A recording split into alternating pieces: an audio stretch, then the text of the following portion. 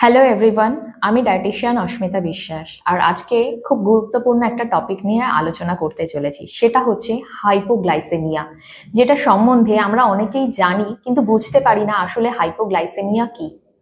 তো চলুন জেনে নেওয়া যাক এই হাইপোগ্লাইসেমিয়া আসলে কি।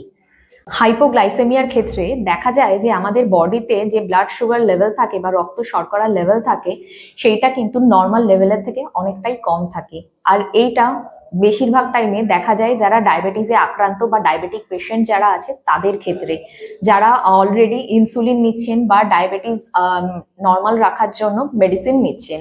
এছাড়াও নন ডায়াবেটিক মানুষদের ক্ষেত্রেও কিন্তু এটা দেখা যায়, যারা অনেক টাইম ধরে হার্ডকোর এক্সারসাইজ করছেন বা অনেক টাইম ধরে না খেয়ে রয়েছেন।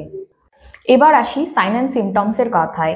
অতিরিক্ত খিদে পাওয়া বা হাত পা ঝিনঝিন করা, হাত পা অবশ হয়ে আসা, কথা জড়িয়ে যাওয়া, কাজে মনোযোগ না লাগা, প্রচন্ড উইক লাগা বা মাথা ঘোরানো, মাথা ঝিমঝিম করা, চোখ অন্ধকার হয়ে আসা, এই জিনিসগুলো কিন্তু হাইপোগ্লাইসেমিয়ার ক্ষেত্রে দেখা যায়।